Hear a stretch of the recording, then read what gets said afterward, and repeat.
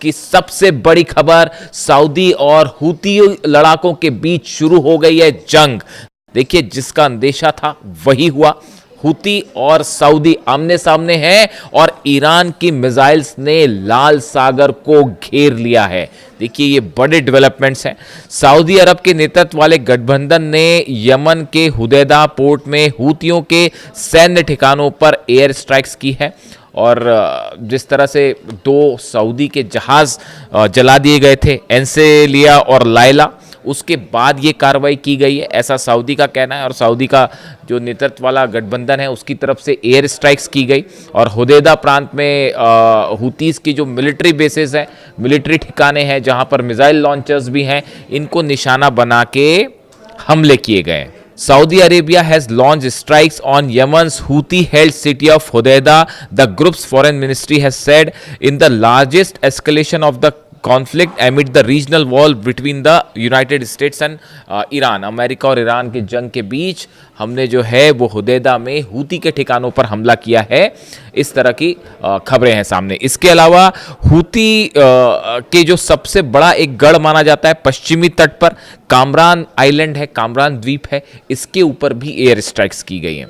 2022 में हूती और सऊदी के बीच जो सीज फायर हुआ था अब वो टूट चुका है और मिडिल ईस्ट में एक नई जंग का आगाज हो चुका है।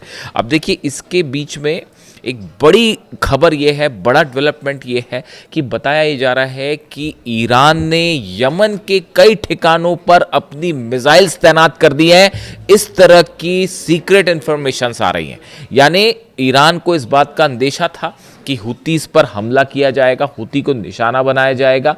लाल सागर जो है वो जंग का एक नया क्षेत्र बनने जा रहा है और बाब अल मंदेब बंद है।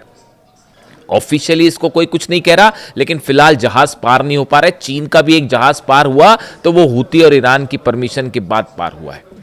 उसके अलावा बाब अल मंदेब भी बंद है। हॉर्मुज वाले हालात जो है यहां पर भी खड़े हो गए हैं। पुतिन ने पहले ही कहा था कि बाब अल मंदेब अगर बंद कर दिया, उनके विदेश मंत्री ने, रूस के विदेश मंत्री लावरोव ने कहा था कि अगर बाब अल मंदेब बंद हो गया तो पूरे इलाके में जो सप्लाई है गैस की और एलएनजी की और ऑयल की सब रुक जाएगी। और वही हालात बन रहे हैं। और उसके बाद अब हूतीस की तरफ से चेतावनी आ गई है। हूती ने सऊदी को चेतावनी दे दी है कि आपने हम पर हमला करके अपने लिए जहन्नुम के जो है वो द्वार खोल दिए हैं, जहन्नुम के दरवाजे खोल दिए।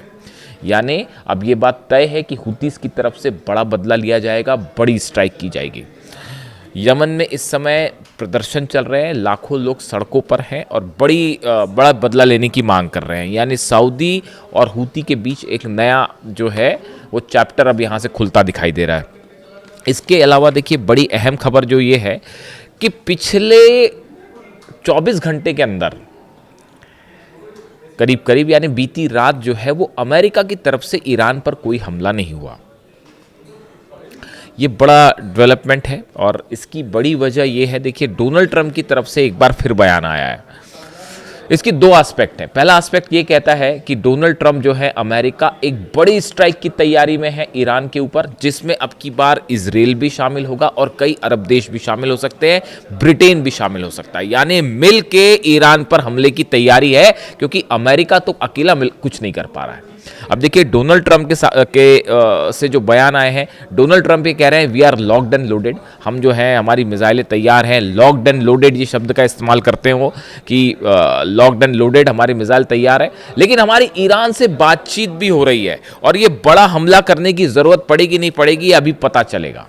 अब ये बातचीत किसके साथ हो रही है, कौन हो रही है, कपोल कल्पनाएं हैं ये डोनाल्ड ट्रंप की और कुछ नहीं। देखिए, कहीं कोई बातचीत नहीं हो रही, दूर दूर तक कोई सवाल नहीं है। और ईरान की तरफ से तो वार्निंग आ गई है। उनके जो मेजर जनरल अली अब्दुल्लाही हैं, कमांडर ऑफ ईरान खतमुल अनबिया के सेंट्रल हेडक्वार्टर के जो स्पोक्स पर्सन है, उनकी तरफ से उन्होंने कहा है कि ईरान में जितने लोगों को अमेरिका ने मारा है, खास तौर पर इस हमलों के दौरान जो ये पिछले 13-14 दिनों से हमले हो रहे हैं, उन सबका बदला अमेरिका के सोल्जर्स की मौत से लिया जाएगा।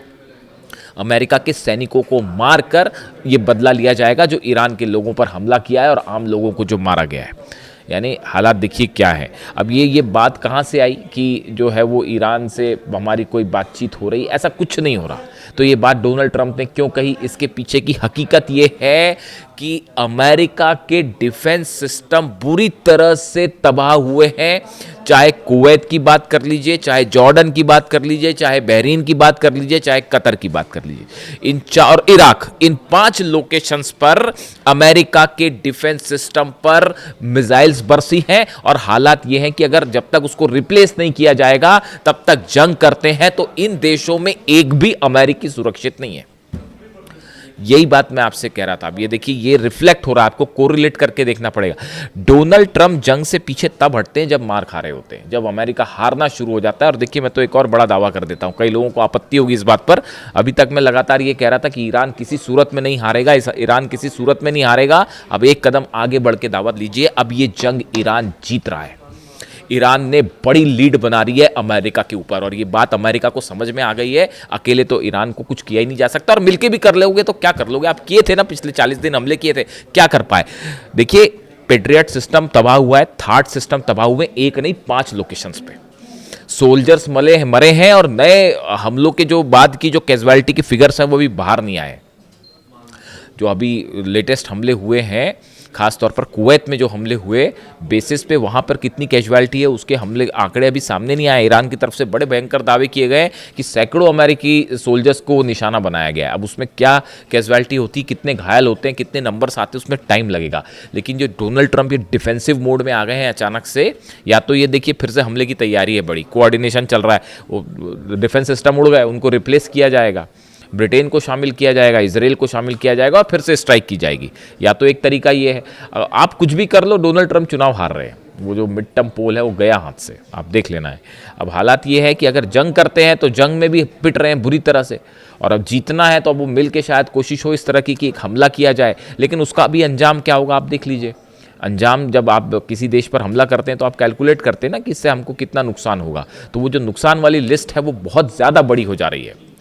ईरान ने जो प्लान तैयार कर रखे, हम अलग से बात करेंगे, नेटो पर हमले की तैयारी में है ईरान, और नए बेसिस अमेरिका के वो दहलाने की तैयारी में है ईरान।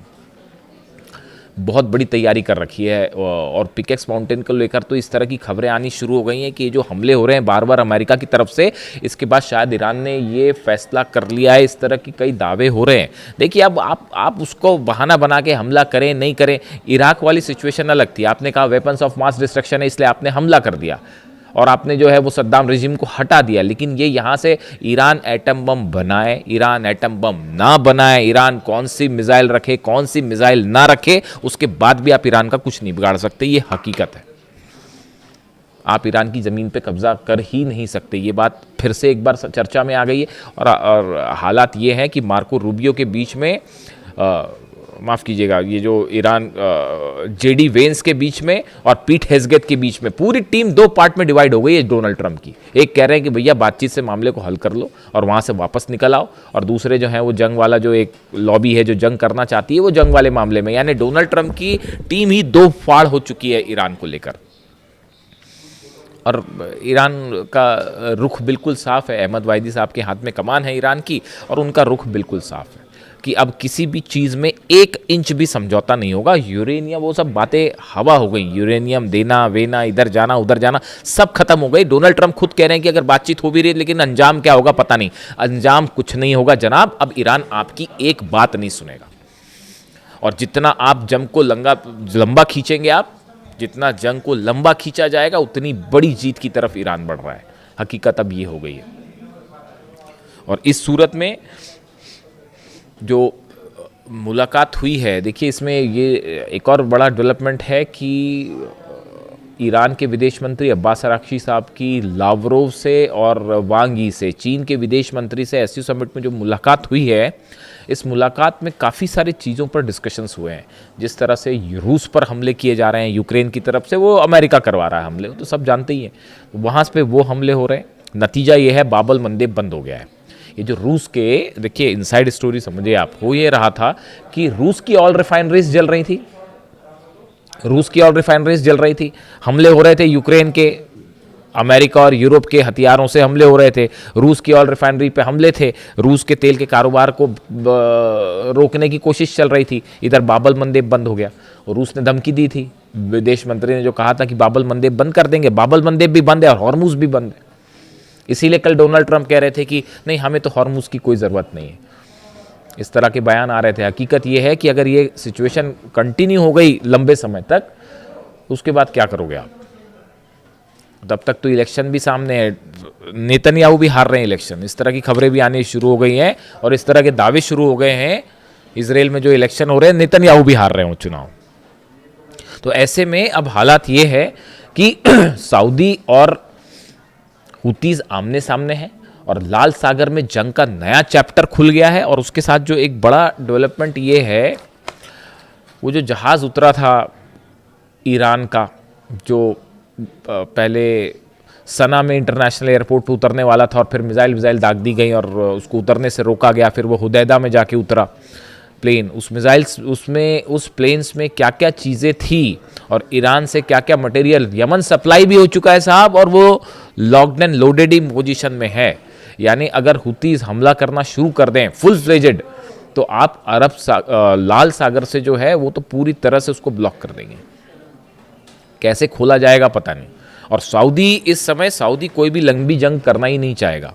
ये डोनाल्ड ट्रंप के दबाव की वजह से भले वो उलझ रहे हैं इधर उधर, लेकिन आप देखिए हर देश का जो सेना होती है उसका फ्रेम ऑफ माइंड होता है, वहाँ के लीडर्स का फ्रेम ऑफ माइंड होता है, वो ये बताता है कि वो किस एस्केलेशन को तैयार है। आप ईरान को देख लो, शुरू से, आज से नहीं, पिछले 30 साल से देख लो, आप अली खामेनी साहब के समय से ही देख लो, वो टिट फॉर टैट करते हैं। अगर आप नुकसान पहुंचाओगे तो आप नुकसान लो। यही बात कही थी ना उन्होंने कुरान की आयतों का जिक्र करके। अली खामेनी साहब के आखिरी संदेशों में से एक संदेश यही था और इसी को गांठ बांध लिया है ईरान की सेना ने कि भाई इसी तरीके से हल हो सकता है कि जो आप पे जैसा हमला कर रहा है उसको वैसा ही जवाब दीजिए। यही पॉलिसी थी अली खामेनी साहब की और इसी पॉलिसी पे अहमद वाहिदी साहब चल रहे हैं और इसी पॉलिसी से आज घुटनों पर हैं। 5 महीने हो गए आप खड़े हुए हैं दरवाजे पे, अंदर जाने की हिम्मत नहीं कर रहे आप। कितनी बड़ी बड़ी मिसाइल्स हैं। और वो टॉमहॉक वाली जो मैंने कल वीडियो बनाया था आपको कि टॉमहॉक मिसाइल गिरा दी है, उसने सनसनी फैला दी है डिफेंस इंडस्ट्री में। देखिए, एक तो होता है खबरें बनाना, एक जर्नलिज्म इंडस्ट्री होती है कि साहब हमने आपको खबर बताई, आपने अपनी खबरें सुनी। एक पीछे बड़ी लॉबी इंडस्ट्री काम कर रही होती है जो ये समझ रही होती है अरे कौन से देश के पास कौन सा हथियार है, किसका जेट गिर जा रहा है, किसकी मिसाइल गिर जा रही है। तो अगर एक भी F-35 गिर जाता है तो वो इंटरनेशनल मीडिया में कहानी शुरू हो जाती कि अरे ये तो गिर गया प्लेन।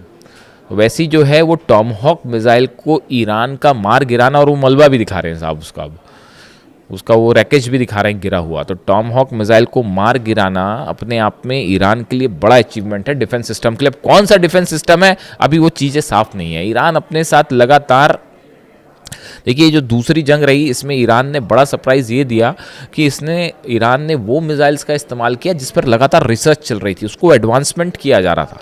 मतलब ये जो खबरें थी इस तरह से CIA या मोसाद के पास कि ईरान की मान लीजिए खुर्रमशहर 4 मिसाइल है, तो उनके पास ये जानकारी थी कि ये 2000 से 2200 किलोमीटर तक हमला कर सकती है। वो दाग दी तो वो चली गई 2500 के ऊपर, और पता चला नई रेंज जो है वो खुर्रमशहर 5 पे भी काम शुरू हो गया और हो सकता है वो 5000 किलोमीटर दाग दे। वो ब्रिटेन में तैयारी हो रही है कि इधर से मिसाइल आएगी तो क्या होगा। जो बेसिस से B-1 बॉम्बर्स उड़े हैं जो हमला कर रहे हैं ईरान पर पिछले 14 दिनों से, वो ईरान ने उसको भी रॉयल एयरफोर्स के उस बेस को भी जो है वो निशाने पर ले लिया है। डिएगो गार्सिया भी निशाने पर आ गया है। इस पर चलिए अलग से बात करेंगे, लेकिन अभी हालात ये हैं कि अरब और हूती के बीच में सऊदी के बीच में नया चैप्टर खुल गया है और अगले कुछ घंटों में तय हो जाएगा कि ये मामला किस तरह से आगे बढ़ता दिखाई दे रहा है। इससे जुड़ा जो भी अपडेट है आप तक पहुँचाऊँगा। Thank you so much.